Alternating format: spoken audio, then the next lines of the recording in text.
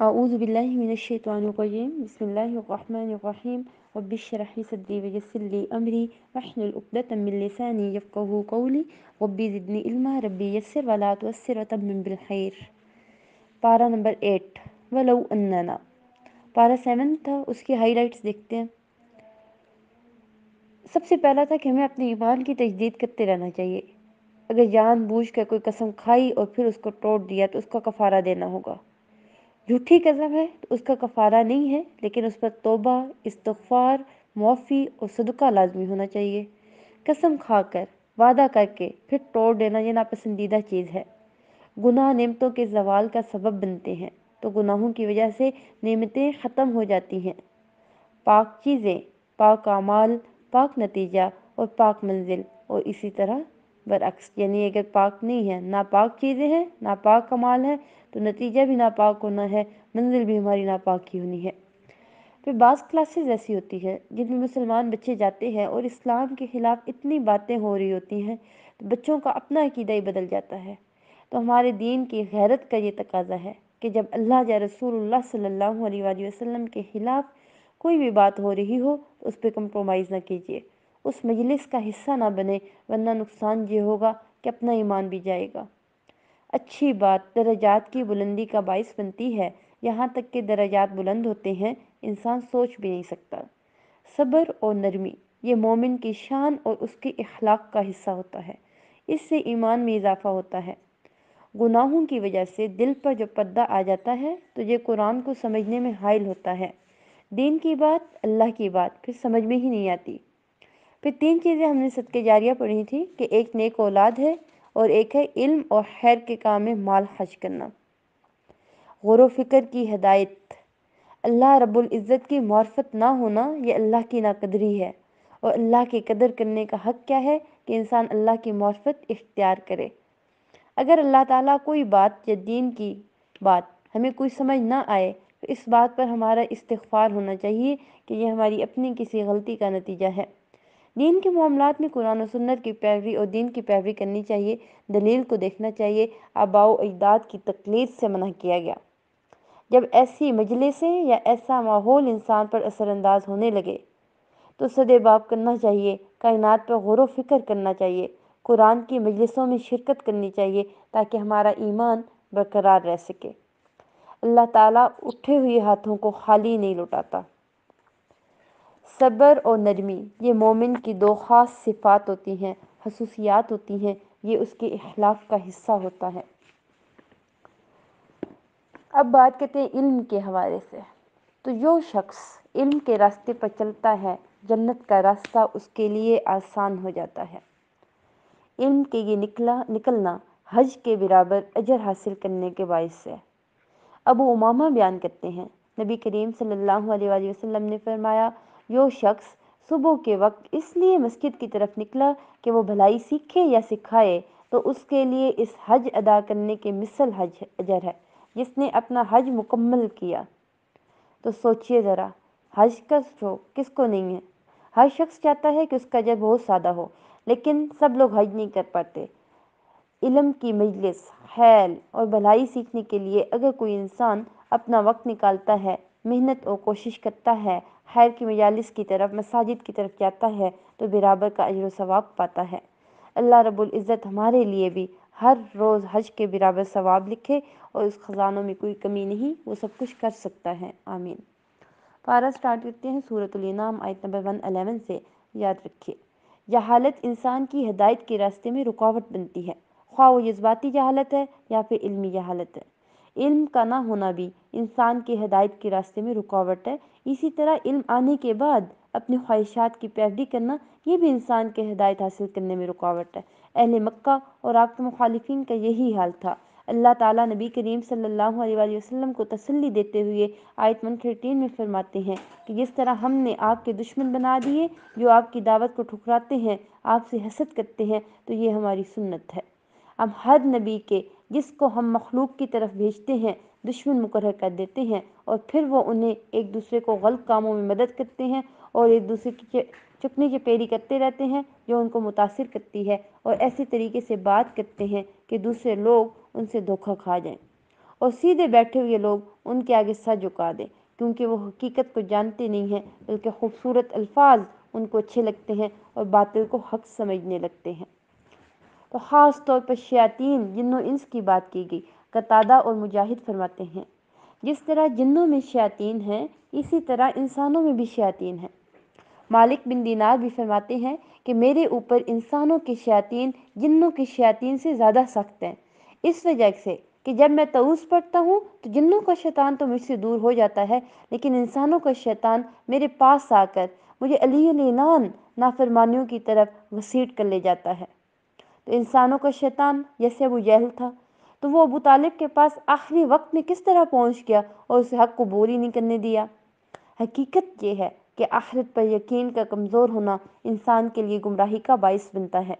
جب انسان آخرت کو بھول جاتا ہے، دنیا کی اٹریکشن اس کو اپنے اندر کھینچ لیتی ہیں، وہ دنیا کی باتوں، دنیا کے لوگوں کو، خوبصورت تعویلات کو جو انہوں نے دین کے بارے میں کی ہوئی ہیں، آخرت کے بارے میں کی ہوئی ہیں، ان میں مل جاتا ہے۔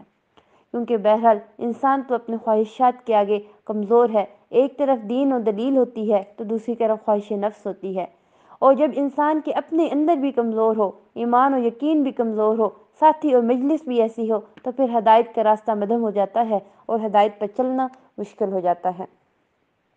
114 میں آئیے، اللہ نے اپنا وعدہ پورا کیا، یعنی تمہاری ہدایت کے لیے تفصیل ہے سب کچھ اس کتاب میں نے بھیج دیا، اب تم چاہتے ہو تو اس کتاب کے علاوہ کہیں اور سے ہدایت حاصل کی جائے تو ایسا نہیں ہو سکتا۔ یعنی لوگوں کی باتیں چھوڑو، ہدایت اسی کتاب سے ملے گی۔ رب کا ہی یہ اختیار رکھتا ہے کہ حق اور باطل کے درمیان فیصلہ کر سکے، لوگ اس کا اختلاف نہیں کر سکتے۔ آیت 116 میں آئیے، اگر آپ حق اس بات میں دیکھیں گے کہ لوگوں کی اکثریت کس طرف جا رہی ہے، ان کا ٹرینڈ کیا ہے، تو یہ کوئی دلیل نہیں ہے، کیونکہ اکثریت اپنی خواہشات کی پیروی کرتی ہے، کیا سرائیوں اور گمان سے کام لیتی ہے۔ فرمایا، کیونکہ لوگ خود بہکے ہوں گے اس لیے وہ آپ کو بھی بہکا دیں گے، ان کے پاس چند خوبصورت خیالات کے سوا کوئی چیز نہیں۔ حقیقت کا علم اللہ تعالیٰ کے پاس ہے، وہ قرآن و سنت میں بھی یہی ہے، اس لیے جو شخص ہدایت کا پیروکار ہوگا اسے چاہیے کہ وہ دو چیزوں کو مضبوطی سے تھام لے، ایک تو اللہ کا قرآن اور دوسرا نبی کریم صلی اللہ علیہ وآلہ وسلم کا فرمان۔ آیت 117 میں آئیے، ہدایت کا معیار قرآن و سنت ہے، اور واپسی بھی اللہ کی طرف ہے، وہی فیصلہ کرے گا کہ کون سیدھے راستے پر چل کر صحیح منزل تک پہنچا اور کون بھٹک گیا۔ آیت 118 میں آئیے، آپ کے دشمن اہل مکہ اس بات پر اعتراض کرتے تھے کہ آپ کیسے لوگ ہیں جس کو آپ مار کھاتے ہیں اس کو حلال سمجھتے ہیں، یعنی جو چیز آپ نے مار کے کھا لی وہ حلال کیسے ہو سکتی ہے، اور جس چیز کو اللہ مار دیتا ہے یعنی وہ اپنی طبعی موت سے مر جاتا ہے تو اس کو آپ حرام سمجھنے لگتے ہیں۔ تو یہ صرف ان کی سوچ کا غلط انداز تھا، حالانکہ ذبح کرنا اور اس پر اللہ کا نام لینا وہ اپنے الگ اثرات رکھتا ہے بنسبت اس کے کہ ایک جانور بیمار ہو کر مر جائے یا کوئی چوٹ کھا کر مر جائے۔ اس موت کے اثرات کچھ اور طرح کے ہوں گے، اس گوشت کے کھانے کے اثرات بھی الگ ہوں گے، لیکن انہوں نے اپنی اس بات کو بڑا خوبصورت بنا دیا، اور بظاہر دیکھنے میں بھی یہ بات متاثر کن رکھتی ہے کہ واقعی جس کو اللہ مارتا ہے وہ اس بات کا زیادہ حقدار ہے کہ اس کو کھایا جائے بنسبت اس کے جس کو انسان خود ذبح کر دیتا ہے۔ یہاں یہی بات بتائی جا رہی کہ ان کی باتوں میں نہ آئیے، جس کو پوری طرح ذبح کیا گیا ہو، اس پر اللہ کا نام لیا گیا ہو، اس کو کھائیے اگر تم ایمان والے ہو، یعنی حلال کھانا یہ ایمان کا حصہ ہے۔ آیت 119 میں آئیے، بہت سے لوگ ایسے ہیں جو بغیر علم کے محض خواہشات کے پیچھے لگ کر دوسروں کو بھی بہکاتے ہیں، اپنی خواہشات کی پیروی کرتے ہیں اور چاہتے کیا ہیں کہ باقی لوگ بھی ان کے پیچھے چلیں، لہذا وہ اپنی خواہشات کو بہت خوبصورت الفاظ میں بیان کر کر دوسروں کو بھی اپیل کرتے ہیں کہ اپنے ساتھ بہکا کر لے جائیں، اور لوگ لا علمی میں، کبھی غفلت میں، کبھی خواہشات کی پیروی میں قرآن و سنت کی تعلیمات کو نہ جاننے کی وجہ سے ان کے پیچھے پڑتے ہیں۔ تو یاد رکھیے، اپنی پسند اور ناپسند پر چلنا یہ گمراہی کا باعث ہوتا ہے۔ ہدایت کے لیے اللہ اور اس کے رسول کی پسند اور ناپسند کو دیکھنا یہ لازمی چیز ہے۔ بعض اوقات خواہشات کی بنا پر کسی چیز سے محبت رکھنا یہ ہدایت سے دوری کا سبب بھی بن جاتی ہے۔ ظاہری گناہ یعنی پبلک میں کیے جانے والے گناہ اور چھپ کر کرنے والے گناہوں کو بھی چھوڑو، جیسے غیبت جو ہے وہ چھپ کے کی جاتی ہے اور تانا منہ پہ دیا جاتا ہے۔ تو بعض اوقات لوگ غیبت کرتے ہوئے کیا دلیل دیتے ہیں کہ مجھے ڈر نہیں لگتا، یہ بات تو میں اس کے منہ پہ بھی کہہ دوں گی، ویل لکل ہمزۃ لمزہ، بری بات کو چاہے وہ پیٹھ پیچھے ہو، چھپ کے ہو، کسی کے کان میں ہو، پرائیویٹ میسج میں ہو یا پھر سامنے بیٹھ کر تانا دیا جائے، دونوں میں ہلاکت ہے۔ برا اخلاق یہ انسان کی تباہی کا باعث بنتا ہے۔ اسی طرح باقی چیزیں بھی، جیسے بے حیائی ہے، چھپی دوستیاں ہیں، زناکاریاں ہیں، یا پبلک میں ایسے اشارے کرنا جن چیزوں سے روکا گیا، یہ تمام چیزیں اخلاق میں انسان کی تباہی کا باعث ہی بنیں گے۔ تو انسان یہ نہ سوچے کہ میں نے گناہ کیا، کسی کو پتہ ہی نہیں چلا، چھپ کے کیا، کون پوچھے گا مجھ سے، کوئی نقصان نہیں ہونے والا، ایسا نہیں، بلکہ اس کا نتیجہ نکل کے رہے گا، جو بوگا وہی کاٹے گا۔ آیت 121 میں آئیے، نبی کریم صلی اللہ علیہ وآلہ وسلم نے فرمایا، جو چیز خون بہا دے اور اس پر اللہ کا نام لے لیا گیا ہو اس کو کھائے، اور جس کھانے پر اللہ کا نام نہ لیا ہو، یعنی بتوں کا نام لیا گیا ہو یا غیر اللہ کا نام لیا گیا ہو، تو وہ ابلیس کا رزق ہوتا ہے۔ نبی کریم صلی اللہ علیہ وآلہ وسلم نے فرمایا کہ ابلیس نے کہا، اے اللہ، تم نے ساری مخلوق کا رزق واضح کر دیا، تو میرا رزق کہاں ہے؟ تو اللہ نے فرمایا، ہر وہ چیز جس پر میرا نام نہ لیا جائے۔ اسی لیے کہتے ہیں کہ جب کھانا کھانا شروع کریں تو بسم اللہ کے بغیر نہ شروع کریں۔ اگر بسم اللہ کے بغیر شروع کرتے ہیں تو شیطان آپ کے کھانے میں شریک ہو جاتا ہے، اس کھانے کی وہ طاقت اور وہ غذائیت نہیں ملتی جس کی ہمیں ضرورت ہوتی ہے۔ آیت 121 میں آئیے، میتن مردہ، لا علم، جاہل، نہ اپنے رب کو پہچانتا تھا، نہ اپنے رسول کو، نہ اپنے دین کو، نہ اپنی آخرت کو۔ فَأَحْيَيْنَاهُ، ہم نے زندہ کیا، مراد کیا ہے؟ ہم نے اسے ایمان دے دیا، علم دے دیا، شعور دے دیا، دین کی سمجھ دے دی، روشنی عطا کی، جس کی مدد سے وہ لوگوں میں زندگی بسر کرتا ہے۔ تو مسلمان اپنے باطن، اپنے ظاہر دونوں سے پہچانا جاتا ہے، یعنی ایمان اس کے قلب کو روشنی دیتا ہے، پھر اس کا عمل اس کے ظاہر کو روشنی دیتا ہے۔ الظلمات سے مراد کفر، جہالت کے اندھیرے ہیں، لاشعوری کے اندھیرے ہیں، ناسمجھی کے اندھیرے ہیں، جو اللہ اور آخرت پر نہیں ایمان لاتا اور ایمان کے بغیر جو کچھ بھی کر رہا ہو اس پر فخر کرتا ہے کہ وہ بڑے کام کر رہا ہے۔ اصل بات کیا ہے کہ انسان کی کامیابی دنیا کی ترقی کے ساتھ اس وقت ہے جب وہ اپنے دینے والے کو پہچانتا ہے، جس کے پاس واپس جانا ہے اسی کو راضی کرنا ہے۔ آیت نمبر 124، مثل ما اوتی رسول اللہ، کیا مراد ہے؟ یعنی ہدایت، اللہ کی ہدایت بھی ہے، ہدایت ارشاد، اور پھر دوسری ہدایت ہدایت توفیقی، یہ دونوں ہدایت کی اقسام ہیں۔ ہدایت ارشاد جو تعلیم کی شکل میں ہوتی ہے، جو کائنات کی نشانیوں کی شکل میں ہوتی ہے، یہ سب انسانوں کے لیے برابر ہے، لیکن بہت سے لوگ اس ہدایت کو دیکھنے کے باوجود، پڑھنے کے باوجود، جاننے کے باوجود اس پر عمل نہیں کرتے کیونکہ انہیں توفیق نہیں ہوتی۔ اور پھر جس کو یہ ہدایت مل جاتی ہے، وہ توفیق دراصل کیا ہوتی ہے کہ اس کے سینے میں وسعت پیدا کرتی ہے، اور اس کو ہم ہدایت توفیقی کہیں گے۔ یعنی ہدایت توفیقی ہر ایک کے پاس نہیں ہے، ہدایت ارشاد ہر ایک کے پاس ہے۔ وسعت کیا ہے کہ انسان اللہ کی بات سنتا ہے، اس کا دل کھلا جاتا ہے، خوشی سے سنتا ہے، خوشی سے قبول کرتا ہے، اس پر غور و فکر کرتا ہے، اس کے مطابق عمل بھی کرتا ہے، تو یہ اللہ کی توفیق سے ہوتا ہے۔ تو جس کے ساتھ اللہ تعالیٰ بھلائی کا ارادہ کرتا ہے اس کو دین کی سمجھ دے دیتا ہے۔ یجعل صدرہ ضیقا حرجا کانما یصعد فی السماء، جس سے گمراہ کرنا چاہتا ہے اس کے سینے کو اتنا تنگ کر دیتا ہے جیسے وہ بڑی مشکل سے بلندی کی طرف چل رہا ہو۔ جب انسان بلندی کی طرف جاتا ہے تو آکسیجن نہیں ہوتی، سانس رکنے لگتا ہے۔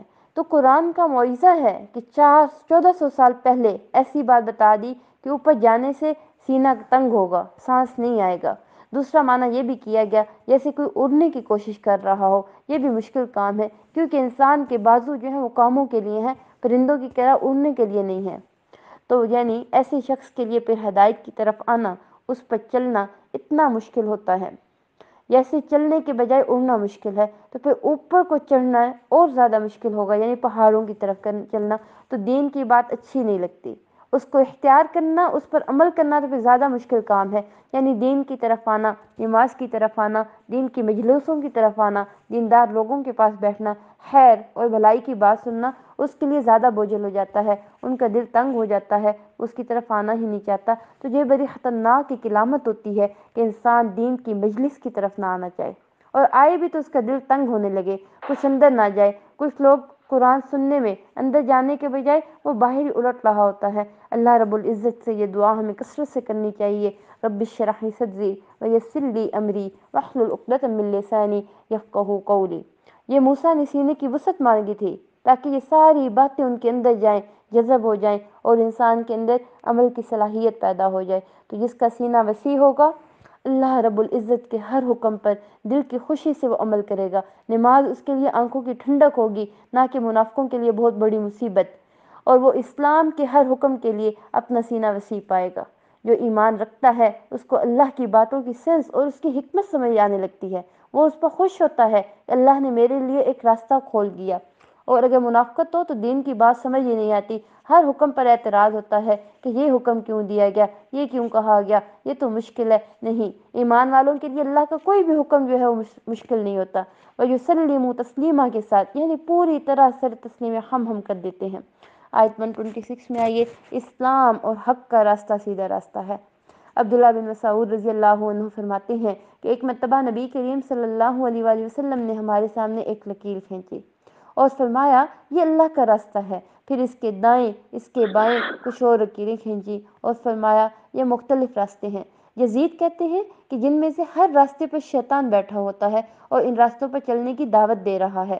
تو انسان دین کی طرف آنے لگتا ہے تو کوئی ادھر بلاتا ہے، کوئی ادھر بلاتا ہے۔ ایک طرف خواہش نفس ہوتی ہے، کبھی معاشرے کے ٹرینڈ آ جاتے ہیں، کبھی فیشن آ جاتے ہیں، بہت ساری چیزیں ایسی ہوتی ہیں جو انسان کو اللہ کے حکم پر صحیح طرح عمل ہی نہیں کرنے دیتی۔ تو جس شخص کو اپنے رب کی رضا مطلوب ہوتی ہے وہ ادھر ادھر دیکھتا ہی نہیں ہے، وہ سیدھا چلے جاتا ہے کہ مجھے اسی راستے پہ رہنا ہے، چاہے میرے دوست ہیں یا رشتہ دار ہیں، کوئی بھی کسی طرف چلا جائے، نہیں مجھے ان کے پیچھے نہیں جانا، ہمیں تو قرآن کے بتائے ہوئے راستے پہ چلنا ہے۔ جو اس راستے پر چل کر منزل تک پہنچے ان کے یہ کیسے منزل ہے۔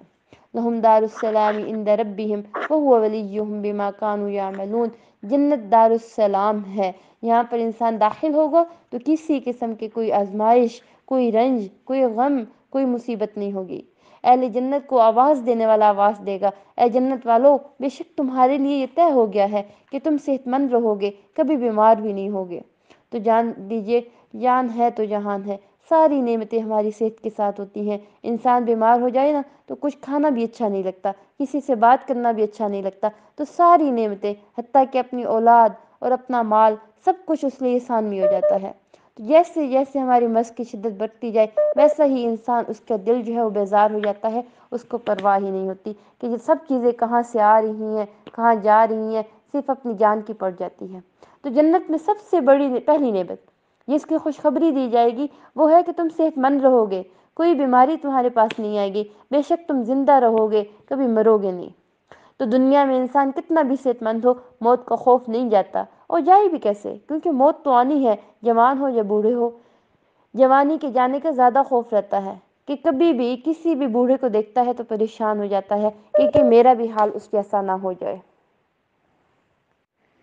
تو جنت میں کیا فرمایا گیا کہ تم آرام میں رہو گے، کبھی تمہیں کوئی تکلیف نہیں آئے گی۔ یہ جنت ہے، اس میں آرام ہی آرام ہے، اس لیے دنیا میں آرام تلاش نہ کیا کریں۔ دنیا میں اللہ کے راستے میں، اللہ کی اطاعت میں اپنے آپ کو تھکانا چاہیے کہ کل آرام انشاءاللہ ہم پائیں گے۔ اگر آج آرام کرتے ہوئے زندگی گزاریں گے تو کہیں کل مشکل ہی نہ ہو جائے۔ یہ بالکل ایسا ہی ہے، جو لوگ بچپن میں پڑھتے لکھتے نہیں ہیں، آرام کرتے رہتے ہیں، بڑے ہو کر بڑی مشکلات کا شکار ہوتے ہیں۔ جو بچپن سے محنت کے عادی ہوتے ہیں ان کا بڑھاپا اچھا گزر جاتا ہے، کیونکہ انہوں نے اس کے لیے تیاری کی ہوتی ہے۔ تو جنت کے بارے میں ایک اور روایت میں آتا ہے، نبی کریم صلی اللہ علیہ وآلہ وسلم فرماتے ہیں کہ میری امت میں سے پہلا گروہ جو جنت میں داخل ہوگا وہ 14ویں رات کے چاند کی صورت میں ہوگا، چمکتے چہرے والے ہوں گے۔ پھر جو اس کے بعد ہوں گے وہ آسمان میں انتہائی چمکدار ستاروں کی طرح ہوں گے۔ وہ بتدریج اپنے اپنے مرتبے کے مطابق ہوں گے، نہ وہ پخانہ کریں گے، نہ پیشاب کریں گے، نہ ناک سونکھیں گے، نہ تھوکیں گے، یعنی کسی قسم کی کوئی گندگی نہیں ہوگی، کوئی پسینہ، کوئی غلاظت، کوئی بو ان کے جسم سے نہیں نکلے گی۔ وہ صاف ستھرے طیب ہوں گے اور ہمیشہ اللہ کی رضا میں ہوں گے۔ تو یاد رکھیے، جو جنت کے بلند درجے والے ہوں گے ان تک صرف وہی پہنچ سکیں گے۔ اگر ان کے کچھ احباب، کچھ دوست نچلے والے درجوں میں ہوں گے تو ان سے ملنے کے لیے اوپر والے نیچے نہیں آئیں گے، نیچے والے اوپر نہیں جا سکیں گے، وہ ان کی راحتیں نہیں دیکھ سکیں گے، کیونکہ ان کی رحمتوں کا مقام کچھ اور ہوگا۔ تو اس لیے صرف جنت نہیں لینی، جنت کے اعلیٰ ترین درجہ جنت الفردوس کا دعا مانگنا ہے، کیونکہ وہ نعمتیں وہی دیکھیں گے جو اس کے حقدار ہوں گے، باقی لوگ وہاں نہیں جا سکیں گے۔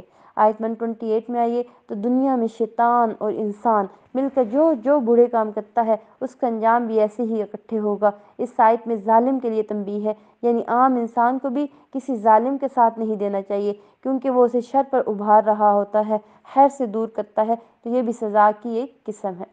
تو گناہ گار ظالم کو مزید گناہ گار بنا دیتا ہے، وہ اسے نقصان پہنچاتا ہے۔ آیت 130 میں پیغمبر نے تو آ کر اپنے کام کر گئے، اب ہمیں کیا کرنا ہے؟ ہمیں اس پہ عمل کرنا ہے، یعنی ہر ایک کو اپنے اعمال کی بنیاد پر جنت میں درجہ لینا ہے۔ جو جس جنت میں جائے گا اس کے ویسے ہی درجات ہوں گے، جو انسان جنت میں جائیں گے ان کے بھی ویسے ہی درجات ہوں گے۔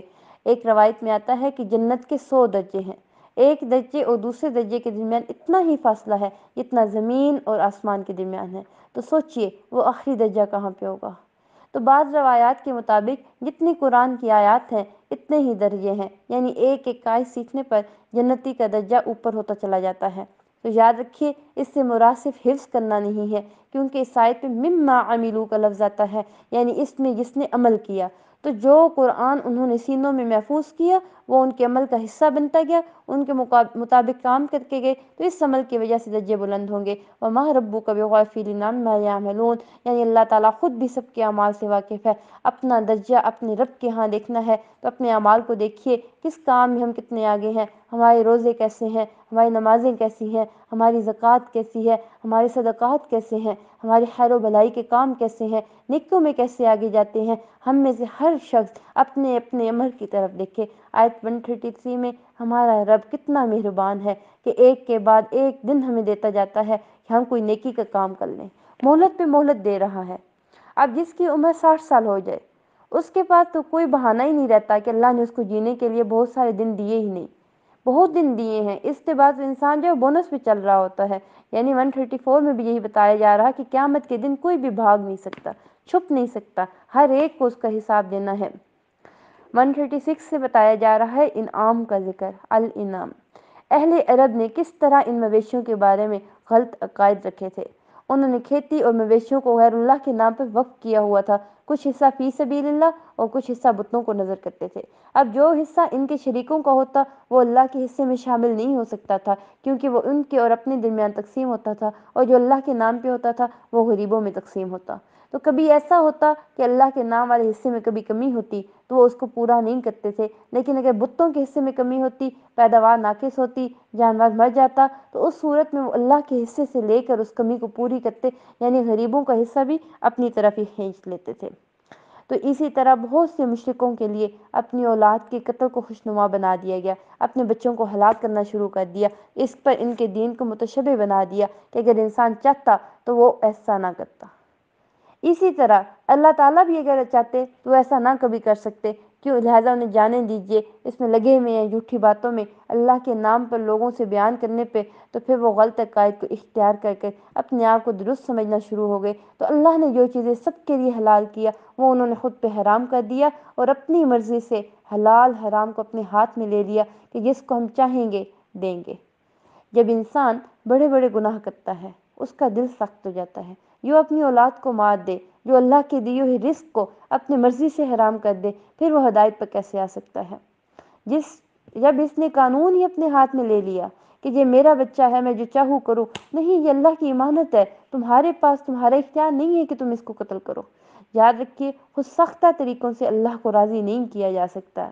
اپنے بنائے ہوئے طریقوں کو دین کہنا دین نہیں ہے۔ بعض لوگ ایسے بدعت ہوتی ہیں۔ اب بدعت کیا ہوتی ہے کہ جو چیز نہ قرآن میں ہے، نہ سنت میں ہے، نہ نبی کریم صلی اللہ علیہ وسلم نے کی، نہ صحابہ نے کبھی وہ کام کیا، بلکہ بعد کی جنریشن میں خود بخود انہوں نے اس چیز کو اپنے دین کا حصہ بنا لیا۔ تو ایسی چیزوں کو اللہ سے راضی نہیں کر سکتے ہم، کیونکہ اللہ نے اس کام کے کرنے کا مطالبہ ہی نہیں کیا۔ کوئی اپنے اوپر خود سے پابندیاں لگا رہا ہے، اس کو دین بنا رہا ہے، تو یہ دین نہیں ہے، کیونکہ اس سے اللہ کی رضا نہیں ہے بلکہ اللہ کی ناراضگی ہے۔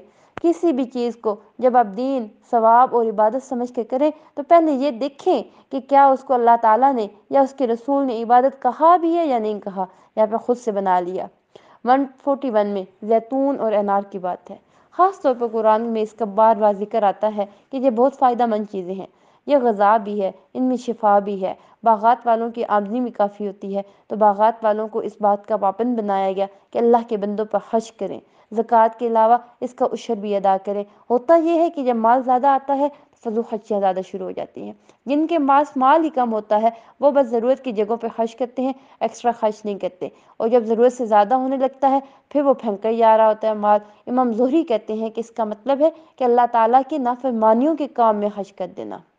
اب اسراف کیا ہے؟ ایسی جگہ خرچ کرنا جس سے اللہ تعالیٰ ناراض ہوتا ہے، جیسے ایسا قیمتی لباس بنا لینا کہ حقداروں کا حق ہی بھول جائے، یا پھر سارا مال اپنے اوپر خرچ کر دینا۔ ایک شادی کے دن لاکھوں کا جوڑا بنا کر سارا مال اپنے اوپر ڈال دینا، یہ اسراف کی بدترین قسم ہے۔ ابن ابی حاتم روایت کرتے ہیں کہ اگر ابو قبیس پہاڑ جو ہے وہ سونے کا ہو جاتا، کوئی آدمی اللہ کی اطاعت کے کاموں میں یہ سارا پہاڑ خرچ کر دیتا تو یہ فضول خرچی نہ ہوتی۔ یعنی اللہ کی اطاعت کے کاموں میں جتنا بھی خرچ کیا جائے وہ فضول خرچی میں نہیں آ سکتا۔ یعنی دین کے کاموں میں ہے، لوگوں کی خدمت میں ہے، خیر اور بھلائیوں کے کام میں ہے، جتنا کر سکیں وہ کرتے جائیں۔ زیادہ خرچ کرنا اس میں فضول خرچی نہیں ہے، بلکہ اللہ کی نافرمانی اور ناپسندیدہ کاموں میں خرچ کرنا اسراف ہے۔ اور اگر کوئی ایک درہم اللہ کی نافرمانی کے کاموں میں خرچ کرتا ہے تو وہ فضول خرچی ہے، کیونکہ اس نے اس مال کے ذریعے سے اللہ کا غصہ بھی حاصل کیا۔ کھانے پینے میں اسراف ہے، عقل اور بدن کے لیے یہ نقصان دہ ہے۔ اب ایسی بہت سی چیزیں ہمارا بزنس بن چکی ہیں، انسان لالچ کا شکار ہو جاتا ہے، اتنا کچھ خرید لیتا ہے، نہ کھانا ہے، نہ پینا ہے، نہ استعمال کرنا ہے۔ جیسے جوس لے لیں، دکان پہ جائیں تو یہ بھی لے لیتے ہیں، یہ بھی لے لیتے ہیں، گھر میں کھانے والے 2 افراد ہیں، پھر سارا کچھ ایکسپائر ہو کے پھینک دیا جاتا ہے، تو یہ کیا ہے؟ یہ فضول خرچی ہے۔ ہمیشہ پہلے دیکھیے کہ آپ کی ضرورت کیا ہے، کیا آپ اسے استعمال کر سکتی ہیں؟ کریں گے تو ضرور لیں، فائدے کی چیز ہے، کھائیے پیئے، لیکن اگر استعمال نہیں کرنا، صرف کچرے میں پھینکنا ہے، اس کی پوچھ ہوگی۔ سورۃ الاعراف میں یہ بات واضح کی گئی ہے، وَكُلُوا وَاشْرَبُوا وَلَا تُسْرِفُوا إِنَّهُ لَا يُحِبُّ الْمُسْرِفِينَ۔ یعنی کھانے پینے سے نہیں روکا گیا، کھانے پینے میں فضول خرچی سے ہمیں روکا گیا کہ اس کو ضائع نہ کریں۔ حد سے گزرنے والے کون ہیں؟ جو فخر، جو مباحثات اور دکھاوے کے لیے کام کرتے ہیں، اپنی دھاک سمجھتے ہیں، قیمتی قیمتی چیزیں خرید کر، حیثیت نہیں ہے پھر بھی مانگ کر، مشکل سے پیسے جمع کر کے ایسے بیگز لے لینا جو ہزاروں میں ہیں۔ حالانکہ مناسب بیگ میں انسان کی ضرورت پوری ہو سکتی ہے، لیکن صرف اسٹیٹس اس نے اپنا بنانا ہے، اس پر خرچ کرنے کے لیے تیار رہنا ہے۔ اس سے بہتر کیا ہے کہ کسی غریب کو ایک وقت کے کھانے کے لیے وہ صدقہ دے دے، اور ایسا وہ نہیں کرتا، کیونکہ بیگ لینا اس کو اپنی ضرورت لگتی ہے، لیکن غریب کو کھانا دینا وہ اس کو اسراف میں آ جاتا ہے۔ آیت 143 میں آئیے، ازواج کا لفظ استعمال ہوا۔ ازواج کہتے ہیں زوج، زوج کی جمع ہے کپل کے لیے، کپل میں سے ہر ایک کے لیے یعنی استعمال ہوا۔ 8 جوڑے سے مراد 16 نہیں ہے، یعنی 8 ہی ہیں۔ 144 میں بہت بڑا ظلم اور جرم کیا ہے کہ علم کے بغیر کسی کو کچھ بتا دینا۔ اگر کوئی مسئلہ پوچھتا ہے یا کوئی کورس کرتا ہے، اگر پتہ ہے جتنا پتہ ہے اتنا بتائیے، نہیں پتہ تو کہیے کہ ہم معلوم کریں گے، ریسرچ کریں گے، جانیے، اہل علم سے پوچھیے پھر بتائیے، کیونکہ بغیر علم کے فتویٰ دینا بہت بڑا جرم ہے، کیونکہ اس سے لوگ گمراہ ہوتے ہیں۔ اصل میں یہاں دلائل دیے جا رہی ہیں کہ اہل علم کے ان غلط قوانین کے باعث کرنے کے جو انہوں نے خود سے حلال اور حرام کے قاعدے بنا کر اللہ کی نعمتوں کو خود پر حرام کیا، تو کبھی اپنے آپ پر حرام کیا، کبھی ان کو لوگوں پر حرام کیا، تو ایسا ناجائز ہے۔ اب یہ چیزیں ان پر اصلاً حرام نہیں تھیں، لیکن سرکشی کی وجہ سے انہوں نے خود پہ حرام کی۔ ان آیات میں مسلسل حلال اور حرام کی بات کی جا رہی ہے، کیونکہ یہ ہمارے دین کا حصہ ہے، اور دین اسلام ایک مکمل دین ہے۔ یہ کھانے پینے کے معاملات میں بھی ہماری رہنمائی کرتا ہے کہ انسان کے لیے کیا چیز فائدہ مند ہے اور کیا نقصان دہ ہے۔ 148 میں آئیے، یہ دلیل اور یہ بات اکثر لوگ کرتے ہیں کہ اپنے غلط اعمال کو درست ثابت کریں۔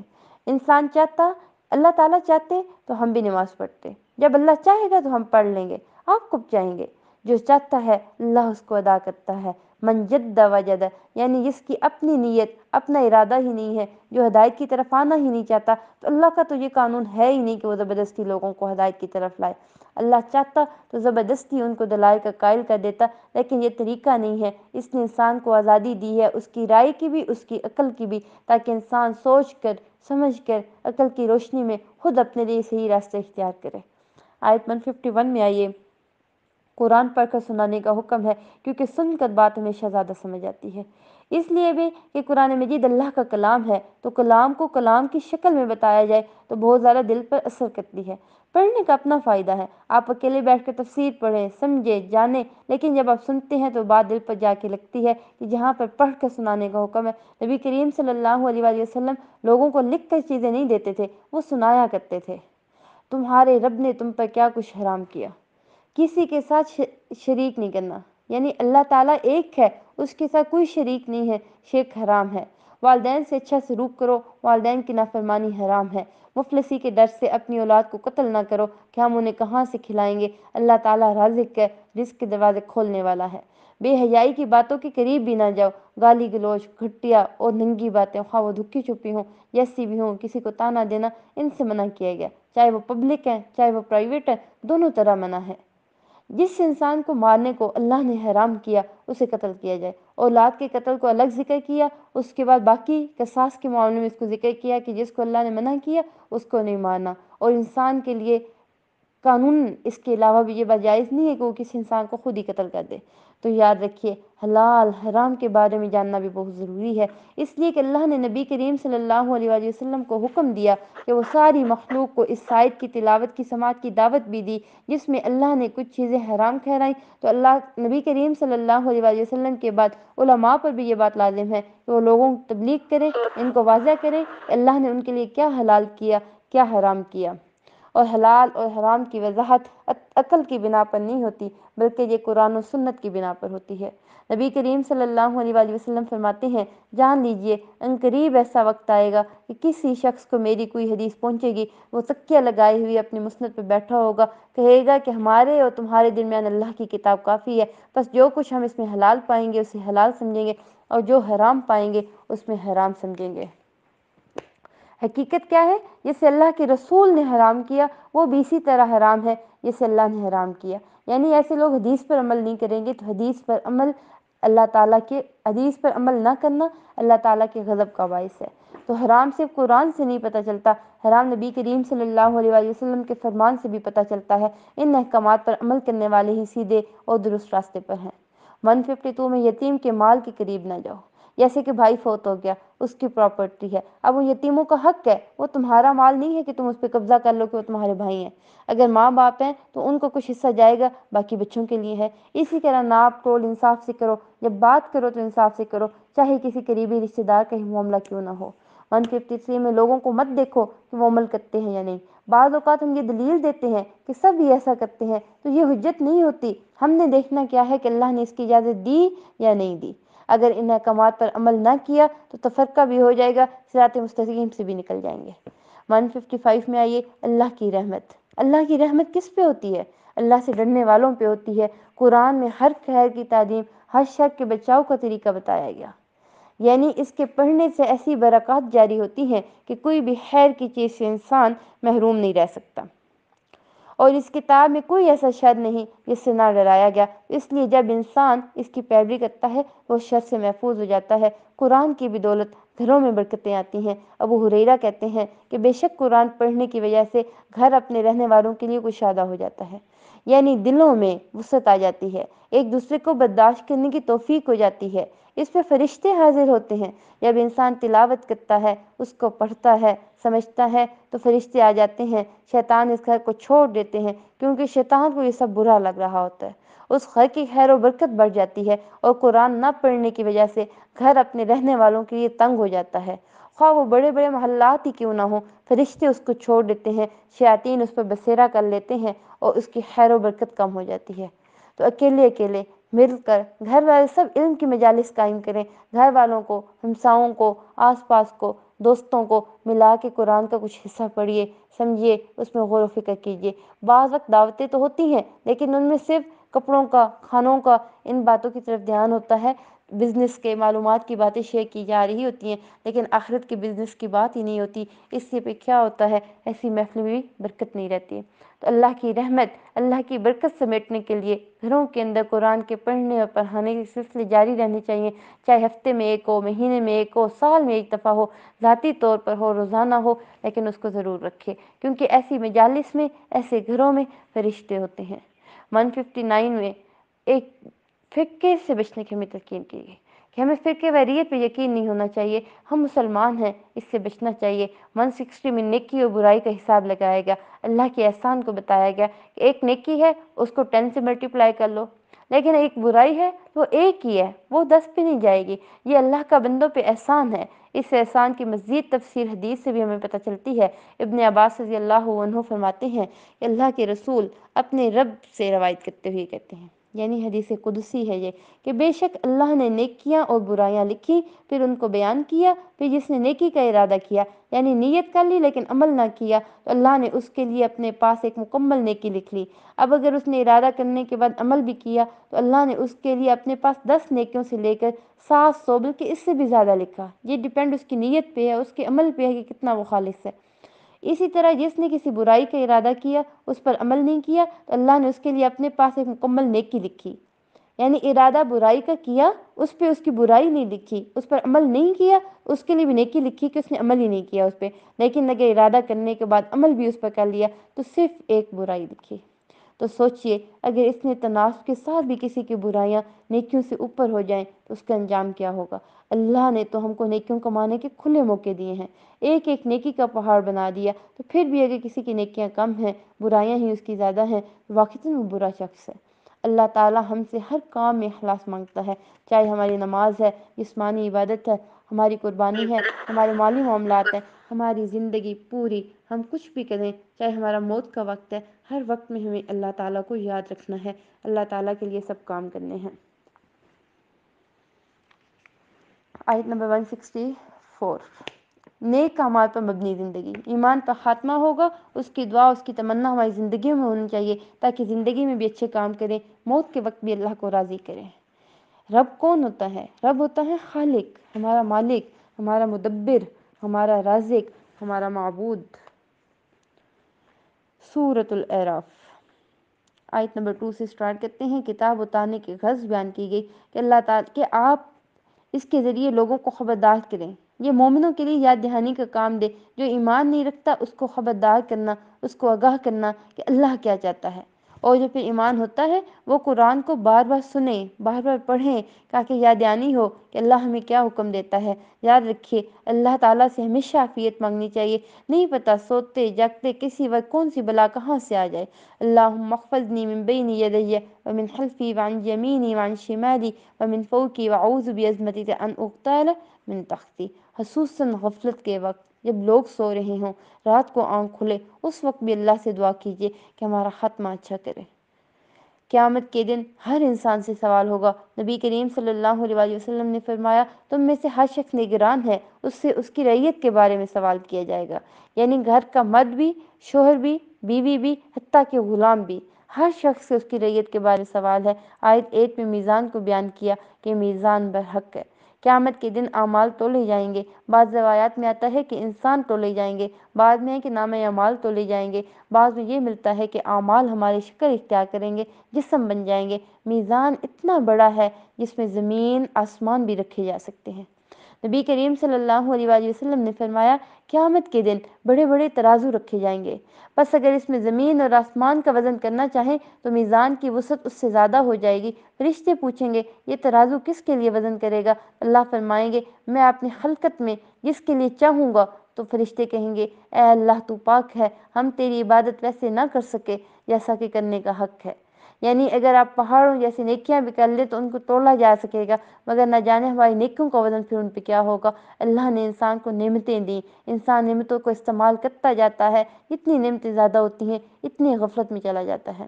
آیت 11 سے بیان ہے تکبر سے، تکبر کرنے والے اپنے آپ کو بڑا سمجھنے والے ہیں، وہ ہوتے نہیں ہیں اصل میں، بڑا تو وہ ہے جو اللہ کی نگاہ میں بڑا ہے، جس کے اندر تقویٰ ہے۔ ابلیس کو قیامت تک زندگی ہی زندگی ملی ہوئی ہے۔ آیت 15 میں پتہ چلتا ہے کہ ابلیس کی دعا قبول ہو گئی۔ اب دیکھیے اس کی دعا قبول ہوگی، جس سے تو جتنے ہم گناہ گار ہیں ہمیں یہ بات نہیں سوچنی چاہیے کہ میری نہیں سنی جائے گی۔ اللہ تعالیٰ سننے والا ہے، ضرور سنتا ہے، دعا خالصاً ہونی چاہیے۔ آیت 16 میں یاد رکھنے کی بات یہ ہے کہ اسلام کے ہر راستے پر شیطان بیٹھا ہے۔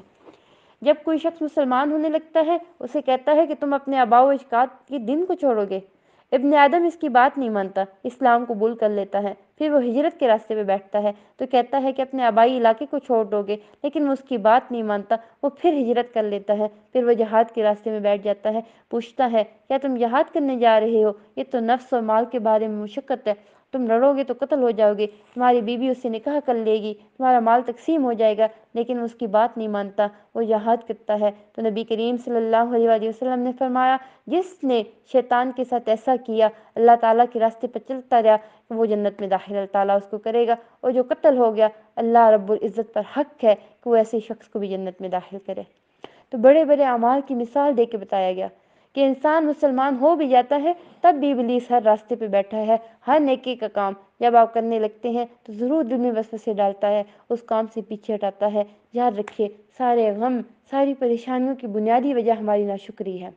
نعمتیں ہمیں نظر ہی نہیں آتی، نعمتوں پہ خوش ہی نہیں ہوتی کہ ہمیں کیا ملا، اس پر راضی ہی نہیں ہے، اس کو دیکھتے ہی نہیں ہے، جو ہاتھ سے چلا جاتا ہے صرف اس کے یہ رونا رونا ہے۔ تو یہ شیطان کا سب سے بڑا ہمارے پہ عمل ہے، سب سے بڑا اس کا ہمارے پہ پہنچ ہے کہ وہ انسانوں کو شکر گزار نہیں ہونے دیتا۔ ابلیس دو راستے بھول گیا تھا، اوپر کا بھی نیچے کا بھی۔ ابن عباس کہتے ہیں اس نے یہ نہیں کہا کہ میں اوپر سے بھی آؤں گا، کیونکہ اسے علم ہے کہ ان کے اوپر اللہ ہے۔ ابلیس نے کہا اللہ رب العزت کی قسم میں بنی آدم کو اس وقت گمراہ کروں گا جب تک ان کے جسم میں روح ہے۔ تو شیطان موت کے وقت بہکاتا ہے۔ اللہ رب العزت نے فرمایا مجھے میری عزت اور میری جلال کی قسم جب تک وہ مجھ سے معافیا مانگتے رہیں گے میں انہیں معاف کرتا رہوں گا۔ اللہ سے دعا ہے کہ آخر تک ہمارے ہوش و حواس بھی اسی طرح قائم رکھے، توبہ کر کے لا الہ الا اللہ پڑھ کر اس دنیا سے رخصت ہوں، دشمن شیطان کے پھندے سے نکل جائے، کیونکہ اس نے اس وقت بھی بہکانا ہے کہ تمہیں تمہارا علم کام آ گیا، تم تو بڑے نیک تھے، تمہیں تو فکر کی بات ہی نہیں تھی، ایسا کچھ ہوا ہی نہیں۔ استغفر اللہ، شیطان کا راستہ تو جہنم کا راستہ ہے، صراط مستقیم جنت کا راستہ ہے۔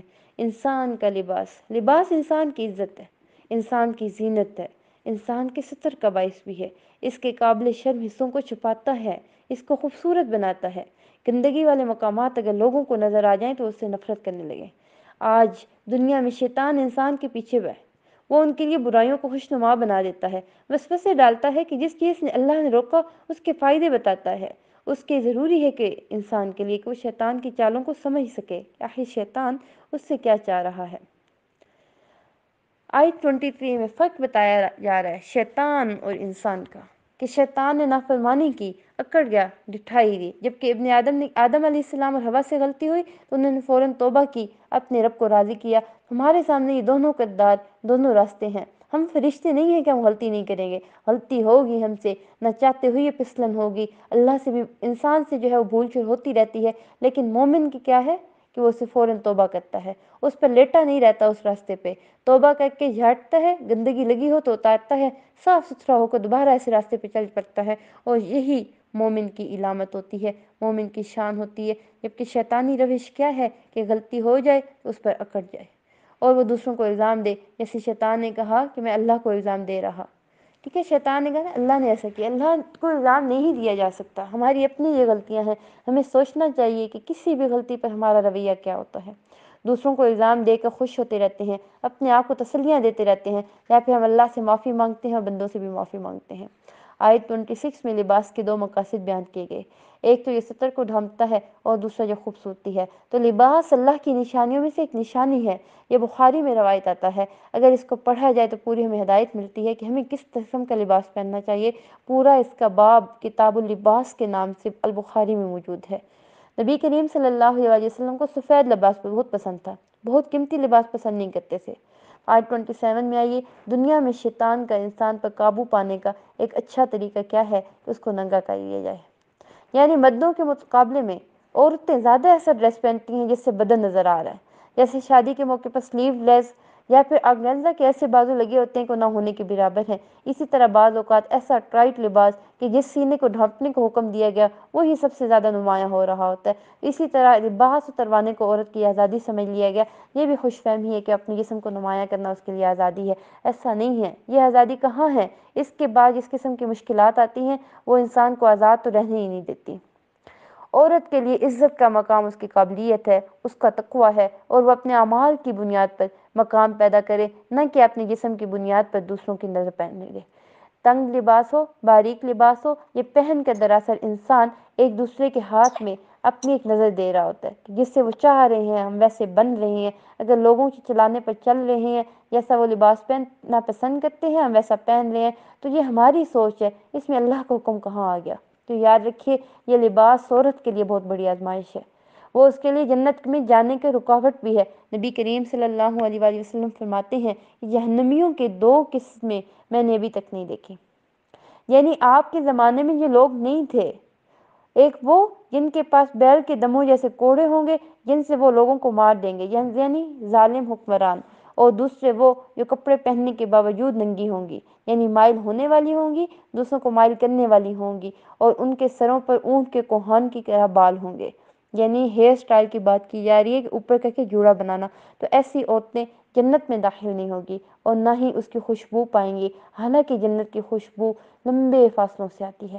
تو یاد رکھیے اللہ رب العزت نے قرآن میں اور نبی کریم صلی اللہ علیہ وآلہ وسلم نے حدیث میں یہ بات واضح کی کہ ایک عورت کا لباس کیسے ہونا چاہیے۔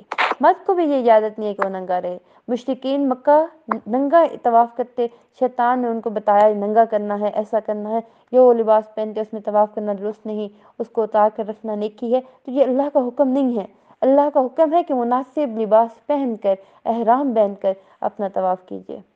آیت 30 میں بہت سے لوگ اس دھوکے میں مبتلا ہیں، غلط کرتے ہوئے اپنے آپ کو جسٹیفائی کرتے ہیں، اپنے آپ کو صحیح سمجھتے ہیں، اگر ان کو روکا جائے ایسا نہ کرو، روکنے والوں کو غلط کہہ دیتے ہیں کہ اے بنی آدم جب بھی کسی مسجد میں جاؤ تو راستہ ہو کے جاؤ، صاف ستھرے جانا چاہیے عبادت گاہوں میں، کیونکہ اس سے اپنی عبادت متاثر ہوتی ہے، دوسروں کی بھی ہوتی ہے، کیونکہ جب انسان صاف ستھرا ہوتا ہے، اچھے لباس میں ہوتا ہے، عبادت میں اس کی ایک سستی نہیں ہوتی، چستی اسے نظر آتی ہے، ورنہ سستی کے مارے کہیں وہ جمائیاں لے رہا ہے، یہیں دوسرے کو متاثر نہیں ہوتی، دوسرے باقی لوگ بھی اس سے متاثر ہو رہے ہوتے ہیں۔ تو زینت سے مراد یہاں پہ کیا ہے؟ مسجد کے لیے اچھا لباس ہے، مسواک ہے، خوشبو ہے۔ لیکن عورت کو مسجد میں خوشبو لگا کر آنے سے منع کیا گیا تاکہ مرد کی عبادت میں خلل نہ ہو۔ جمعے کے دن خاص طور پر ہر چیز کا اچھی طرح اہتمام کرنا، نہانا، اچھا لباس پہننا، مسواک کرنا، خوشبو لگانا، ناخن اور بال کا تراشنا، اسی طرح پرائیویٹ بالوں کی صفائی کرنا، اگر ضرورت ہو تو وہ بھی ساتھ، تو صاف ستھرا اور فریش ہو کر مسجد میں آنا، یہی اللہ تعالیٰ کا حکم ہے۔ نبی کریم صلی اللہ علیہ وسلم فرماتے ہیں تم میں سے جب کوئی نماز پڑھے تو وہ 2 کپڑے پہن لیا کرے، کیونکہ اللہ تعالیٰ اس بات کا زیادہ حقدار ہے کہ اس کے لیے زینت اختیار کی جائے۔ نبی کریم صلی اللہ علیہ وسلم نے یہ بھی فرمایا کہ تم میں سے کسی کے لیے حج نہیں کہ اگر ممکن ہو تو جمعے کے لیے اپنے کام کاج کے کپڑوں کے علاوہ 2 کپڑے اور بنا رکھیں، یعنی اسپیشل ڈریس۔ اسی طرح 32 میں ڈاکٹرز کہتے ہیں کہ ساری طب اس آیت میں ہے، یعنی انسان اگر اعتدال سے کھاتا ہے تو وہ بیمار نہیں ہوتا۔ بیماری کیسے ہوتی ہے؟ بے احتیاطی سے، یعنی جیسے کبھی زیادہ میٹھا کھا لیا، کبھی نمکین زیادہ کھا لیا، یا ایک ہی طرح کی زیادہ چیزیں کھا لیں، بیلنس ڈائٹ نہیں ہے تو یہ اسراف ہے۔ بچوں کو کھانے کا آئس کریم دے دو تو کھانا نہیں کھائیں گے، یہ کیا ہے؟ یہ ان کی بیلنس ڈائٹ میں نہیں آتا۔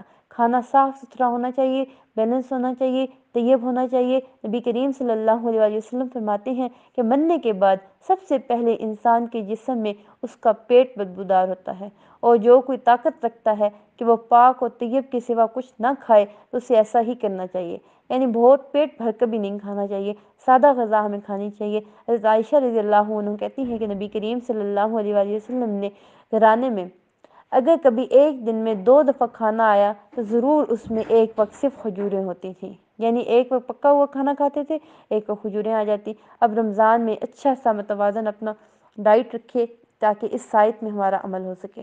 آیت 33 میں آئیے، والاسم، گناہ کس کو کہتے ہیں؟ یہ بات ہمیں پتہ ہو کہ گناہ کیا ہے۔ کسی کو گالی دینا گناہ ہے، کسی کا مال لے لینا، کسی کے ساتھ سرکشی کا رویہ اختیار کرنا، چھوٹی سی بات پر پھٹ پڑنا اور دوسروں پر اتنا غصہ کرنا کہ اس کے ساتھ زیادتی ہو جائے، کسی کے بات کے جواب میں خود بھی ویسا ہی جواب دینا کہ بات برابر کی ہو گئی، لیکن اگر زیادہ کیا تو وہ پھر ظلم ہے، وہ زیادتی ہے، اس کی پوچھ ہونی ہے۔ سب سے بڑا جرم کیا ہے کہ تم اللہ کے ذمہ ایسی باتیں لگا دو جس کا تمہیں علم نہیں، یہ کہنا کہ اللہ نے فرمایا حالانکہ اس نے نہیں فرمایا، اس کو شرک سے بھی آگے پھر رکھا گیا، یعنی یہ شرک سے بھی بڑا گناہ ہے کہ کسی بات کو اللہ کے اوپر دے دینا کہ یہ اللہ کی ہے۔ فواحش کی کیا اقسام ہیں؟ کچھ کا تعلق ذہن سے ہوتا ہے، یعنی فحش ہم سوچنے لگ جائیں، کچھ کا حرکات سے ہوتا ہے، کچھ فحش ایکشن میں ہوتا ہے، آنکھوں کا زنا ہے، یعنی گندی چیزیں دیکھیں، چاہے وہ اسکرین پہ ہوں یا سامنے ہوں۔ پھر زبان کا بولنا زنا ہے، جیسے ہم گالی گلوچ دیں، گھٹیا، غیبت، یہ سارا زنا میں آتا ہے۔ دل کا زنا یعنی خواہش ہو ہماری ایسی، پھر شرمگاہ اس سب کو سچا کر دیتی ہے یا پھر جھٹلا دیتی ہے۔ اسی طرح تکبر کرنا، خود پسندی کرنا، ریا کرنا، نفاق کرنا، یہ ساری فحش چیزیں ہیں۔ اور اسی طرح باتوں میں بیہودہ باتیں، فضول باتیں، یہ فحش میں آتا ہے۔ مومن کی صفات بیان ہوئی کہ مومن فحش گو نہیں ہو سکتا، مومن تانا دینے والا نہیں ہو سکتا، مومن لعنتیں کرنے والا نہیں ہو سکتا، مومن گالی دینے والا نہیں ہو سکتا۔ عبداللہ بن مسعود فرماتے ہیں کہ مومن کے اخلاق میں سب سے زیادہ قابل مذمت، قابل ملامت جو بات ہے وہ بیہودہ بات ہے، یعنی ایسی فحش گفتگو، پھر ایسی گفتگو جو ہے اسے توبہ کرنی چاہیے۔ آیت 43 میں جنت کی ایسا خوبصورتی بتائی جا رہی ہے کہ دل وہاں ہمارے صاف ہوں گے۔ یاد رکھیے، جن گھرانوں میں ایک دوسروں کے لیے محبت ہوتی ہے، چاہے وہ جھونپڑی جیسا گھر ہے، وہ ایک دوسرے کے لیے وسعت ہوتی ہے، اس میں بڑی خیر ہوتی ہے۔ اور بڑے بڑے گھروں میں اگر اپنے اپنے کمروں میں بند ہو کے رہ جائیں، کوئی کسی سے بات نہ کرے، کسی کو سیدھے منہ نہ دیکھے، نہ مسکرائے، نہ سلام کرے، ایسے گھر تنگ ہو جاتے ہیں۔ جنت کی بڑی خاص خوبصورتی بنائی گئی کہ اگر ایک دوسرے کے خلاف جنت میں کوئی ان کی کروت نہیں ہوگی، کوئی کینہ، کوئی حسد نہیں ہوگا، اور اگر ہوا بھی تو وہ نکال دیا جائے گا۔ دنیا میں رہتے ہوئے کوئی نہ کوئی غلط فہمی میں ہو جاتی ہے، اچھے بھلے انسان کے بارے میں بری رائے رکھ لیتے ہیں، تو یہ بھی اللہ تعالیٰ قیامت میں یعنی جنت میں جاتے ہوئے نکال لیں گے۔ دوزخ کے اوپر پل صراط ہے، اس کو پار کرنے کے بعد جنت میں جانے سے پہلے ایک اور پل آنا ہے، جسے کنترا کہتے ہیں۔ اس پر لوگوں کے اندر اور لوگوں کو باہر سے صاف ستھرا اور مہذب کیا جائے گا، میدان حشر کی سختیوں کو ختم کر کے جنت میں داخل کیا جائے گا۔ نیک اعمال اللہ کی توفیق سے ملتے ہیں، جنت میں یہی کرنسی ہے ہماری، یہی ٹکٹ ہے جس نے کام آنا ہے۔ تو اللہ کا ہم پہ یہ احسان ہے کہ وہ کسی کو بھی ہدایت اور اس کو ایمان نصیب کرے۔ آیت 46 میں اعراف کو بیان ہوا، تو اعراف والے کون ہوتے ہیں؟ جن کے نیک اعمال اور برے اعمال برابر ہوتے ہیں۔ حدیث میں آتا ہے اگر کسی کے کاجوں کے انڈے کے برابر بھی عمل زیادہ ہوا تو اس کو جنت میں داخل کیا جائے گا۔ یعنی اگر جوں کا انڈا دیکھ، جوں کتنی ہوتی ہے، اس کا پھر انڈا اس کے برابر بھی اگر ہمارا عمل زیادہ ہو گیا تو وہ جنت میں ہے۔ وہاں چھوٹی چھوٹی نیکیوں کی قدر آئے گی، جس کو ہم ایسے ہی گنوا دیتے ہیں۔ چھوٹے چھوٹے کام کرتے جائیں، خالی وقت نہ گزارا کریں۔ سبحان اللہ، الحمدللہ، اللہ اکبر، کام کر رہے ہیں، سفر میں کر رہے ہیں، تو ذکر میں کیا مشکل ہے؟ ہو سکتا ہے ایک دفعہ کا سبحان اللہ کہنا آپ کو جنت میں لے جانے کا باعث بن جائے۔ کسی کو کھجور کا آدھا ٹکڑا دینا آپ کو جہنم سے بچا لے۔ چھوٹی نیکی ہے، چھوٹی برائی ہے، دونوں پوری پوری ہماری تولی جانی ہے۔ آیت 50 میں آئیے، جب گناہوں کی کثرت ہو جائے تو پانی پلانے کو لازم کر دیجیے۔ اس آیت میں اس بات کی دلیل ہے کہ پانی پلانا افضل اعمال ہے۔ ابن عباس سے پوچھا گیا کون سے اعمال افضل ہیں؟ انہوں نے کہا پانی پلانا۔ کیا آپ نے جہنمیوں کو نہیں دیکھا جب وہ اہل جنت سے فریاد کریں گے اور کہیں گے انا افیضوا علینا من الماء، کہ ہم پر پانی ڈالیے، ہم پر پانی ڈالیے۔ بعض تابعین یہ بھی کہتے ہیں کہ جس کے گناہ زیادہ ہو جائیں وہ پانی پلانا لازم کر دے۔ اللہ نے کتے کو پانی پلانے والوں کے گناہ معاف کیے تھے، اور ایک آدمی کا بھی کیا مقام ہے جو ایک مومن کو پانی پلائے اور اس کو زندگی بخشے۔ اپنے گھر والوں کے لیے گلاس میں پانی ڈالنا اچھا عمل ہے، اس پہ پریشان نہ ہو کہ ہمیشہ ہم پلائیں، یہ آپ کے گناہوں کی بخشش ہے۔ اپنے گناہوں کی بخشش کے لیے پلائیے پانی۔ پھر بڑے پروجیکٹس ہو جا سکتے ہیں، جیسے کنویں ہیں یا نہریں ہیں، یا پھر اسی طرح کولرز وغیرہ لگوانا، یہ سارے خیر کے کام ہیں۔ جابر رضی اللہ عنہ کہتے ہیں کہ نبی کریم صلی اللہ علیہ وآلہ وسلم نے فرمایا جس نے کوئی کنواں کھدوایا، پھر جو بھی اس سے پیاسا جاندار پانی پیے، کوئی انسان ہے، کوئی جن ہے، کوئی پرندہ ہے، تو قیامت کے دن تک اللہ اس بندے کو اجر دیتا رہے گا، جب تک وہ کنواں باقی رہے گا، جب تک وہ نل کا چلتا رہے گا۔ سعید بن مسیب سے روایت ہے کہ سعد بن عبادہ رضی اللہ عنہ نبی کریم صلی اللہ علیہ وآلہ وسلم کے پاس آئے اور پوچھا کہ آپ کے نزدیک پسندیدہ صدقہ کون سا ہے؟ آپ نے فرمایا پانی پلانا، اور پانی روکنا گناہ کا باعث ہے۔ 3 شخص ایسے ہیں جن سے اللہ تعالیٰ قیامت کے دن کلام ہی نہیں کرے گا، نہ ان کو دیکھے گا، نہ ان کو پاک کرے گا، نہ ان کے ادھر ناک عذاب ہے۔ ان میں سے ایک وہ ہے جس کے پاس ضرورت سے زیادہ پانی تھا اور وہ مسافروں کو نہیں پلاتا تھا۔ ایک روایت میں یہ بھی بات آتا ہے کہ آج میں تجھ سے اپنا فضل روک لوں گا، جیسے تو نے اس سے بندوں سے روکا ہوا ہے، اس سے تیرے ہاتھوں نے نہیں بنایا تھا۔ یعنی پانی کی یہ بات ہے کہ پانی جس طرح تم نے روکا، تم نے خود تو پانی کو نہیں بنایا لیکن تم نے روک لیا، میں بھی اپنا فضل اسی طرح تم سے روکوں گا۔ ایمان والوں کو تو محبت ہے اس کتاب سے، اس کتاب کو پڑھنا چاہتے ہیں، سمجھنا چاہتے ہیں، اس کے ساتھ اپنی زندگیاں بسر کرنا چاہتے ہیں۔ آیت 54 میں جس نے پیدا کیا اسی کا حکم چلے گا۔ اس کے لیے بندے کو اپنی مرضی سے اپنے اوپر اللہ کا حکم نافذ نہیں کرنا چاہیے، یعنی بائی چوائس وہ کہے کہ یہ بس اللہ کا حکم ہے، ایسا جائز نہیں۔ تضرعاً، اللہ کے سامنے ذلت اور عاجزی اختیار کر لینا، اپنے گناہوں کو اقرار کرتے ہوئے دعائیں مانگنا، چھپ چھپ کر دعائیں مانگنا، چھپ چھپ کر رونا، کیونکہ ریاکاری کرنے والوں کے اللہ کی ربوبیت پہ یقین نہیں ہوتا۔ حسن بن ابی حسن کہتے ہیں کہ ہم نے ایسے لوگوں کو زمانہ پایا جن میں زمین پر عمل کرنے والے جب اپنے عمل کو چھپانے کی قدرت رکھتے تھے وہ اپنے عمل کو کبھی ظاہر نہیں کرتے تھے، دعاؤں میں بہت محنت کرتے تھے لیکن کوئی ان کی آواز نہیں سنتا تھا۔ یہ ان کے اور ان کے رب کے درمیان سرگوشیاں ہوتی تھی، دل ہی دل میں پکارنا، چپکے چپکے گر گرا کے ود کرتے ہوئے رو رو کے، تاکہ آپ کا اور آپ کے رب کا کنیکشن جو ہے 1 on 1 ہو۔ آیت 56 میں یاد رکھے ایمان، تقوی اور احسان کی وجہ سے رحمتیں بھی آتی ہیں، برکتیں بھی آتی ہیں۔ زمین سے مراد انسان ہے، یعنی اچھے انسانوں سے بہت سی خیر پھوٹتی ہے، اور جن انسانوں میں شر ہوتی ہے وہ چھوٹی سی خیر کرتے ہیں جس میں شر ہی چھپا ہوا ہوتا ہے۔ آیت 62 میں 2 صفات بیان کی جا رہی ہیں جو دائی کے اندر ہونی چاہیے، اگر وہ ان سے اپنے آپ کو آراستہ کر لے اس کی کام کی قبولیت بھی ہے، کام کی برکت بھی ہے۔ ایک ہے لوگوں کی سچی خیر خواہی ہو، یعنی تنقید نہ ہو، مخالفت نہ ہو، اور دوسرا یہ ہے کہ اس کا علم ہے۔ آیت 66 میں اللہ تعالیٰ اپنے مخلوق میں سے بہترین لوگوں کو اپنی نبوت کے لیے چنتا ہے۔ نبوت کی شرائط میں ایک یہ بھی ہے کہ نبی صادق اور امین ہوتا ہے، لیکن اس کو جھوٹ اور بیوقوفی کہا جاتا ہے۔ اگر اتنے بہترین لوگوں کو ایسا کہا گیا تو تمہیں اگر کوئی جھوٹا کہہ دے تو تم دل نہ خراب کریں، کام کرتے رہیں، ہم سے بہترین لوگوں کو جھوٹا کہا جائے۔ تو دنیا کے معاملات میں ہم ایڈوانس ہو گئے ہیں، لیکن دین پر ہمارا کیا ہے؟ پرانے آباء و اجداد کا طریقہ۔ یہ منطق ہے، یہ بری قوموں کا یہی حال ہے کہ وہ نیک کام کرنے والوں کو برا سمجھنے لگتے ہیں، جن گناہوں کی گندگی میں مبتلا ہوتے ہیں ان پر فخر کرنے لگتے ہیں۔ اللہ تعالیٰ ہمیں اس سے بچائے اور صحیح معنوں میں ہمیں مسلمان بنائے تاکہ ہم جنت کے بلند ترین درجات میں پہنچ سکیں۔ سبحانک اللہم بحمدک نشہد ان لا الہ الا انت نستغفرک ونتوب الیک۔ السلام علیکم ورحمۃ اللہ وبرکاتہ۔